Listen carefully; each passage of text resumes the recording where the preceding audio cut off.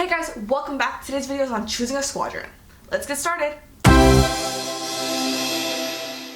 Okay, so there's a few considerations when looking for a squadron or when you're joining CAP, and maybe you've already been in CAP for 3 months, you're not sure, maybe you want to quit. This is a video for you because I think it makes a big impact. The two big things for me are, one, what are you planning on doing like with your future? What are you planning on getting out of CAP? And where do you live? So for me, I live in Houston, so because Houston's a large city, you can pretty much guess that there's going to be several squadrons for me to choose from. And when I first joined CAP, I kind of just joined the closest one, and I was recruited by someone who was already in CAP. I didn't just find it as a program. So it kind of was the natural progression for me to go and join the squadron of the person who I was recruited from. So that's just kind of what I did. But there's other considerations. So each squadron kind of has their own different niche in my mind. And I've heard of squadrons kind of doing all three, but I think that you normally fall into a niche. So it's either the missions, so ES, AE, or leadership. And so when I first joined my squadron, our squadron commander was big into ES, which of course trickled down because he was putting on so many ES events. The cadets had so many events to go to that were ES, so everyone was really ES focused. When our squadron commander changed, we kind of moved into more of a leadership role. We got a new DCC. Those positions have switched. So over my 4 years this squadron, we've slowly switched from emergency services to leadership, and then now we have a new squadron commander who's a pilot. So if you are someone who wants to join the military, find a squadron that has other people who want to join the military. It's kind of like searching for a church. Go from one squadron to another squadron, especially if you don't like it, or if you've been in for a year and you can't get a position. Look at going to another squadron. It's really like CAP, every single squadron is different.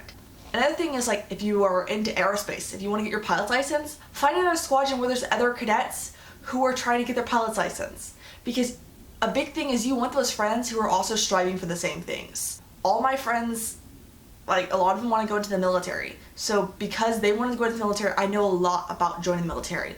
A lot of our team members have been in the military. So if that's something I'm really passionate about, that squadron would be for me. One of the big things for me, looking back, was I needed something that was a social life, and I needed something where I could have friends. And I think that's a big thing for especially homeschoolers, because we don't see people at school every single day. But I needed a social life and friends. And so I ended up in one of the biggest squadrons in Texas, so therefore there's a plethora of friends around with me. And at one point in time, my squadron was doing an event every single weekend. So I was constantly busy, I was moving, I was excited and motivated because I was doing so many activities, which gave me that bountiful social life.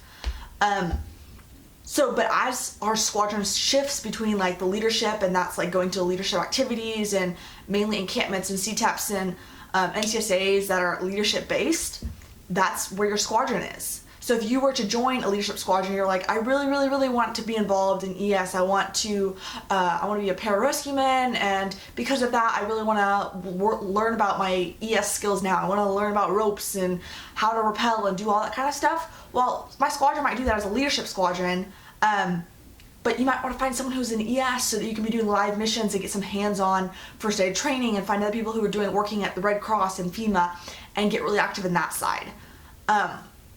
And location.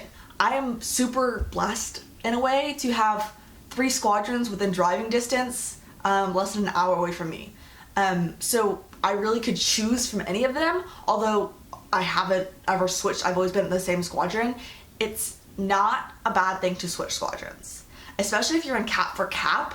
And it kind of switches for me that I'm in CAP for CAP and what I love CAP to be, or I'm in it with my friends. And that's one of the main reasons why I'm still in CAP, is because of my friends. Because you can always change your squadron. If you really want to be aerospace based, get those new cadets and be like, hey, I want to be a pilot. Do you want to know how to be a pilot? Let me teach you, let me help you. And so that's why in the past 4 years, we've hit the whole spectrum between ES, leadership, and now to AE. So you hit that spectrum, but find a squadron that fits you. If you need friends, find one that it's a big squadron. We have 130 members. I mean, at one time we were at 150. So friends are a bounty. Am I really involved in aerospace? No. ES, I was at one point. So find a squadron that fits you, and don't just quit CAP because you don't like your squadron. Because there's 16,000 squadron across the nation, and you can find that one that fits you. I hope this encourages you to find the squadron that fits you best. Let me know if you've switched squadrons, because I know several people who have gone to 3 or 4 or 5 squadrons throughout their cadet career or CAP experience.